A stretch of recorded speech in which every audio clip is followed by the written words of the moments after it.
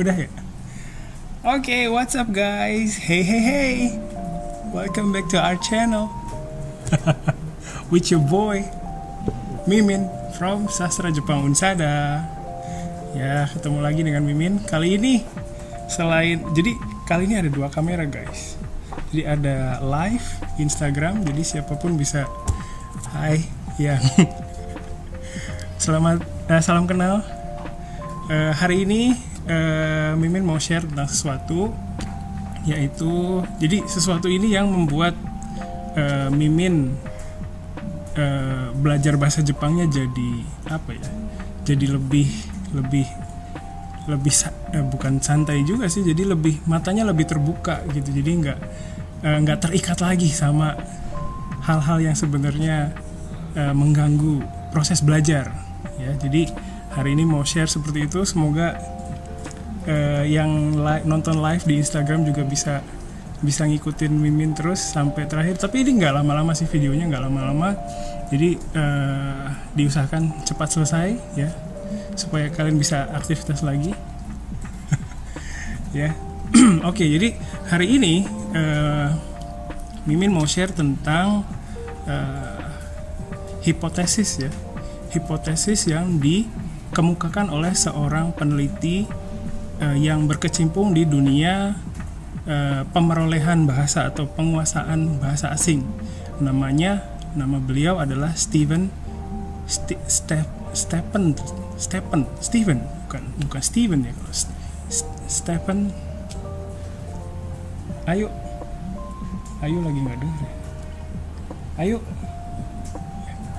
nggak dengar. Stephen Krashen ya, jadi namanya Stephen Krashen. Mungkin saya salah ngomongnya, Mimin salah ngomongnya, tapi itulah orangnya ya.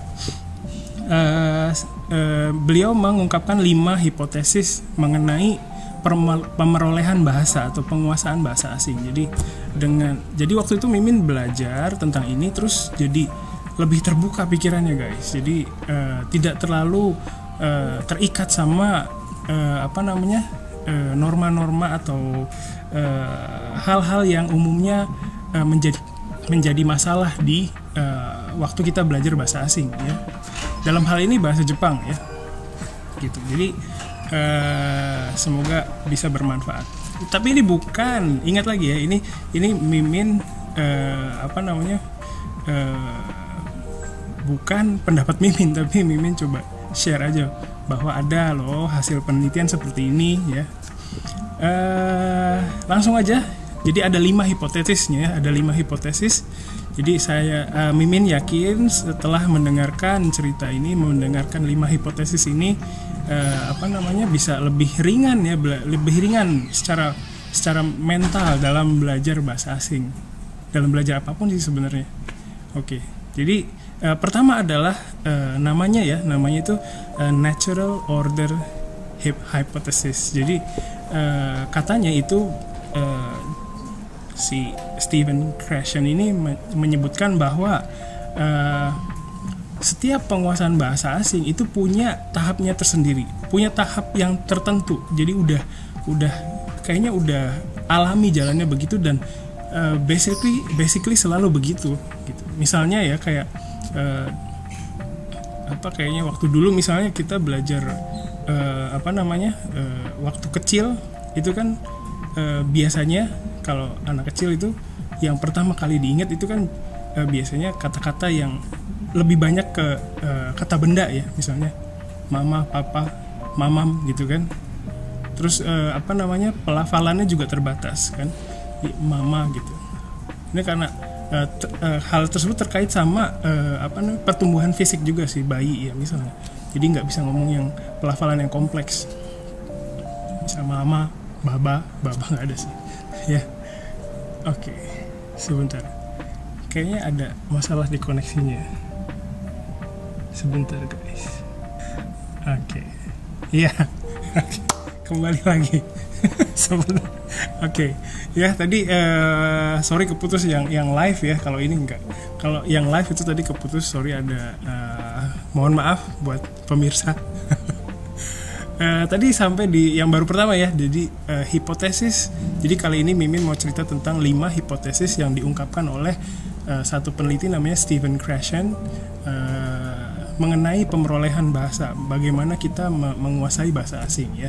Yang pertama tadi Mimin sudah jelaskan, yaitu natural order hypothesis. Jadi itu maksudnya adalah jadi bahwa waktu kita belajar bahasa asing itu kita punya tahap yang biasanya udah jadi sesuatu yang umum gitu. Jadi biasanya kita mulai menguasai bahasa asing dari kata benda dulu, terus dari dari hal-hal yang mudah dulu, dan itu sudah pasti katanya. Jadi ketika kita belajar bahasa asing terus belum bisa misalnya mengungkapkan beberapa perasaan atau beberapa hal dalam bahasa tersebut, mungkin karena urutan yang tadi belum sampai begitu ya. Itu yang pertama, namanya natural order hypothesis.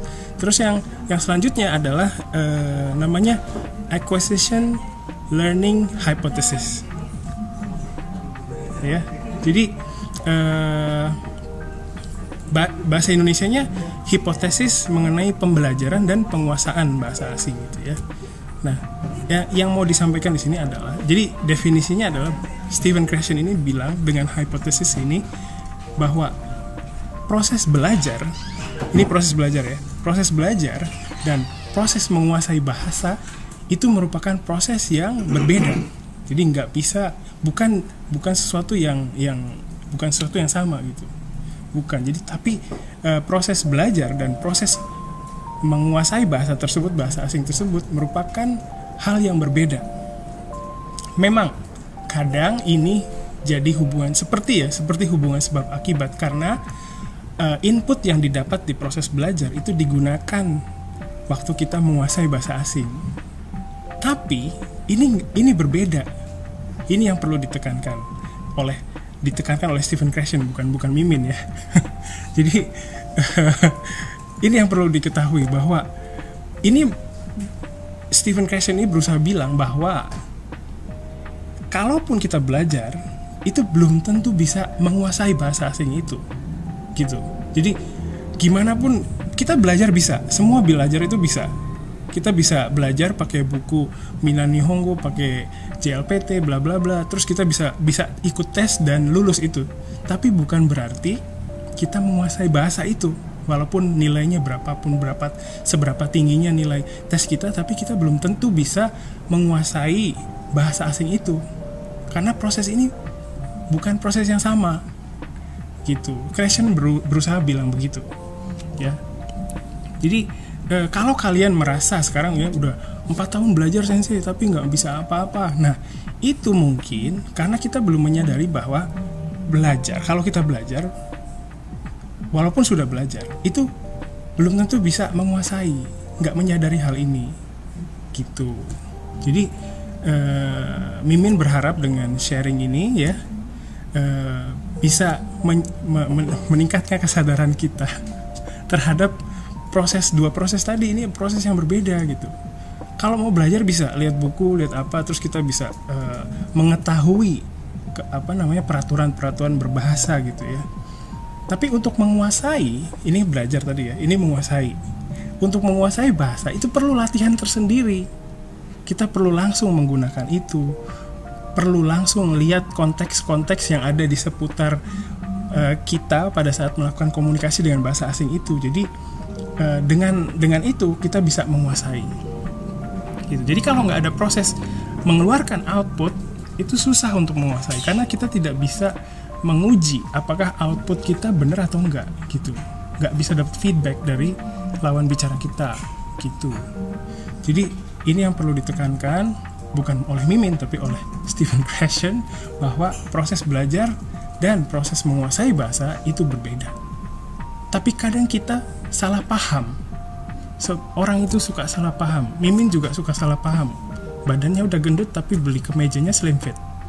Jadi wajar kayak gitu, nggak apa-apa. Tapi untuk hal ini itu perlu ditekankan bahwa kalau kita merasa nggak mampu berbahasa asing, misalnya udah belajar 5 tahun tapi bahasa Jepang saya gini-gini aja sih, saya bagaimana ya. Nah itu ya nggak apa-apa. Karena walaupun nggak literally nggak bisa ngomong bla bla bla gitu dalam bahasa Jepang, itu bukan berarti kita tidak memiliki kemampuan berbahasa, bukan berarti kita tidak memiliki pengetahuan bahasa itu. Buktinya misalnya ada orang Jepang ngomong nih, misalnya ada mahasiswa yang kemarin Mimin lihat di Koryuka itu ada yang nggak bisa ngomong, dia baru belajar setahun. Terus Mimin tanya, ngerti nggak apa yang dia ngomong? Ngerti. Nah, ini berarti bukti bahwa sebenarnya walaupun nggak bisa ngomong, tapi sebenarnya kita memiliki pengetahuan bahasa itu. Ya, jadi mulai hari ini tolong jangan menganggap rendah diri kalian sendiri. Kalian tuh sudah, untuk yang belajar, Mimin juga masih belajar, itu kita punya pengetahuan itu. Hanya saja untuk bisa menggunakannya kita perlu proses yang lain gitu ya. Jadi buat yang mengkhawatirkan bahasa Jepangnya kayak gimana, itu santai aja, santuy ya. Itu bukan berarti kalian nggak mencapai apa-apa. Ada yang dicapai, hanya saja perlu diolah. Makanya kita disarankan untuk coba berkomunikasi dalam bahasa asing itu gitu. Ya, itu tadi hipotesis yang kedua ya, acquisition learning hypothesis. Jadi melalui hipotesis tadi, Stephen Krashen ini berusaha menyampaikan bahwa proses belajar dan proses menguasai bahasa asing itu proses yang beda. Tapi kita kadang berpikir salah paham bahwa kalau sudah belajar berarti bisa pakai. Nah, ini ya nggak begitu guys, ternyata ya gitu. Jadi itu yang kedua ya, hipotesis yang kedua. Selanjutnya adalah monitor hipotesis. Jadi maksudnya hipotesis monitor ini adalah kata Stephen Krashen ya, katanya bahwa kita itu memonitor bahasa kita sendiri, output bahasa kita sendiri, memonitor sistem bahasa kita sendiri ya. Contoh bukti adanya monitor itu adalah ketika kita mau mengungkapkan sesuatu dalam bahasa asing, itu agak lama keluar outputnya. Itu karena kita memonitor dulu kata-kata apa yang tepat untuk momen ini. Terus kira-kira dengan ini bentuknya tuh seperti apa yang pas untuk momen ini, untuk tujuan percakapan ini. Nah, itulah buktinya ada di dalam diri kita itu ada monitor yang memonitor sistem bahasa kita. Jadi agak lama keluarnya gitu. Jadi wajar kalau kayak gitu ya, karena kita memonitor dulu. Jadi sebenarnya berarti ada pengetahuan ya di dalam diri kita mengenai bahasa Jepang. Jadi bukan berarti nggak ada sama sekali kalau nggak bisa itu ya. Terus bukti yang selanjutnya adalah ketika kita berbahasa asing, berbahasa Jepang dalam hal ini misalnya salah ngomong, terus setelah itu kita menyadari kesalahan itu dalam pikiran kita gitu ya, menyadari kesalahan itu. Nah, itulah buktinya bahwa sebenarnya kita memonitor output bahasa asing yang kita keluarkan gitu ya. Jadi sebenarnya sistemnya udah ada. Nah, tinggal di outputnya dikeluarkan lebih banyak lagi. Dengan output itu kita mendapatkan feedback dari sekeliling kita. Memang sih kadang nggak dapat juga feedbacknya, tapi paling nggak kita berusaha begitu ya, kayak gitu. Semoga masih ada yang nonton di live, cuman udah ya kaum rebahan yang tidak rebahan. Oke. Ya, terus selanjutnya adalah hipotesis namanya input hypothesis. Jadi katanya Stephen Krashen dengan hipotesis ini berusaha menyampaikan bahwa kita bisa menguasai bahasa asing kalau kita mengerti pesannya. Ya, kalau kita mengerti pesannya, ya. Jadi waktu di perkuliahan semester ganjil kemarin ya guys ya, Mimin pernah coba membuka perkuliahan dengan cara Mimin tuh ngomong dulu cerita dulu dalam bahasa Jepang. Nah, pada saat cerita Mimin itu sambil memperlihatkan semacam catatan harian yang tertulis dalam bahasa Indonesia. Jadi sehari sebelumnya Mimin kirim dulu tuh link dari catatan harian yang tertulis dalam bahasa Indonesia.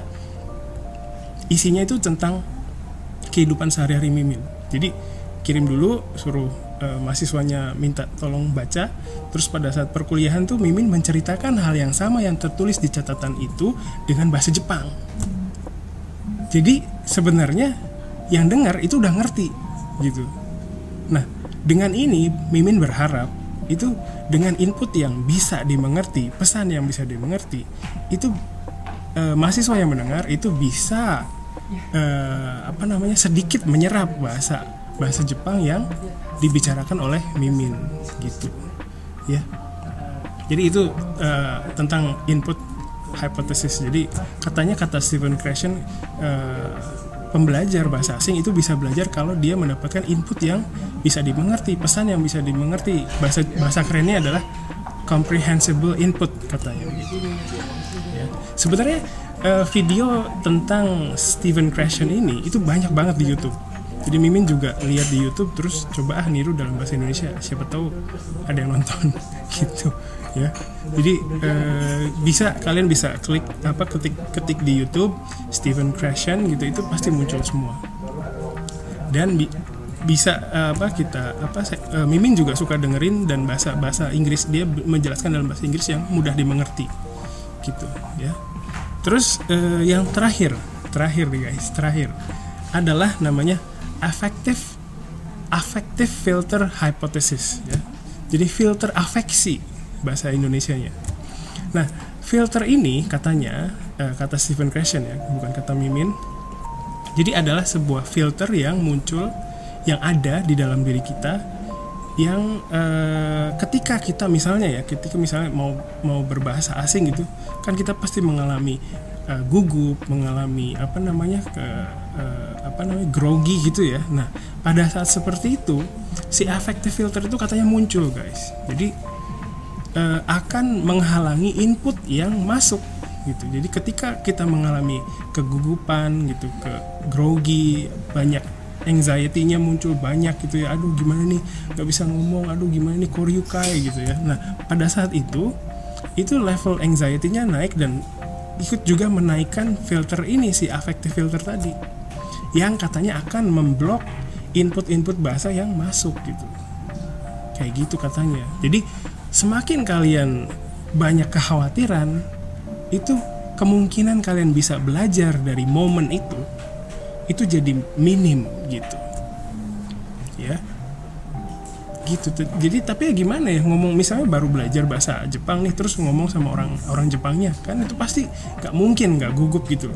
Memang susah, tapi kita bisa berpikir positif aja. Walaupun kita ngomong bahasa Jepangnya salah, itu orang Jepang juga toh masih bisa ngobrol, so desu ka gitu kan ya. Jadi ya gitu aja. Kalau misalnya untuk mengatasi kekhawatiran tadi, bahasa Jepang saya ngerti nggak ya dia gitu. Dan sebenarnya kan kita sebagai manusia itu udah punya insting untuk berkomunikasi. Jadi walaupun bahasanya terbatas, itu komunikasi pasti bisa gitu ya. Jadi itu 5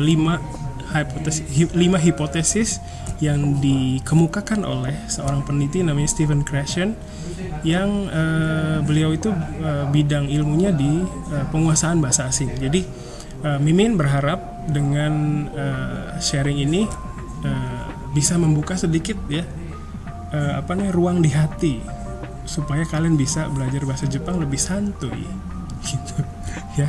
Jadi ini yang sering Mimin bilang di kelas adalah bahwa proses belajar itu beda dengan proses menguasai. Jadi ketika kita merasa nggak bisa, itu sebenarnya kita bisa gitu. Ketika kita merasa nggak bisa, itu nggak bisa ngomong, itu kadang kecenderungannya kita berpikir bahwa kita tidak punya pengetahuan bahasa itu. Nah, itu yang perlu dicegah. Kalau udah seperti itu tadi, affective filternya meningkat, jadi mengganggu proses belajarnya gitu ya. Jadi proses belajar itu ya kayak kita sekarang belajar bahasa Jepang. Proses menguasai bahasa itu ketika kita waktu kecil menguasai bahasa ibu kita, menguasai bahasa Indonesia, ya kan? Waktu kecil, apakah pernah orang tua kita ngajarin bumpo di bahasa Indonesia ada awalan me dan awalan kan-nya? Kan nggak mungkin orang tuanya ngajarin gitu, kan nggak ada. Anak kecil tuh selalu dia menerima input banyak, dan ada masanya dia nggak ngomong gitu. Dia karena itu memang masanya menerima input. Jadi ketika inputnya sudah dirasa sudah cukup, dia akan mencoba seiring dengan pertumbuhan fisiknya ya. Jadi bisa gitu, udah bisa ngomong gitu. Nah, demikian juga kita waktu kita belajar bahasa asing.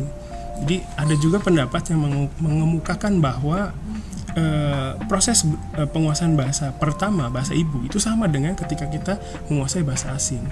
Jadi kadang kita yang bahasa Jepang yang kita ucapkan itu sama kayak bahasa Jepangnya anak kecil gitu. Berarti itu ada kesamaan sebenarnya ya. Jadi mulai dari sekarang coba kalau lagi bingung lihat ini nanti Mimin ini kan 2 nih kameranya nih, satu di sini, satu di atas. Yang satu nanti di-upload ke YouTube supaya kalian bisa lihat lagi kalau ketika kalian lagi ngerasa susah, ngerasa sulit belajarnya, lihat video ini supaya bisa cool down lagi gitu ya. Baik, live-nya udah dulu ya. Terima kasih udah nonton. Wah, ada banyak. Terima kasih. Lain kali kita sambung lagi.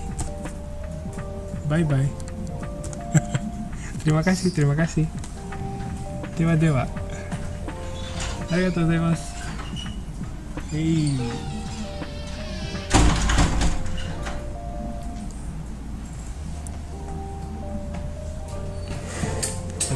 Udah.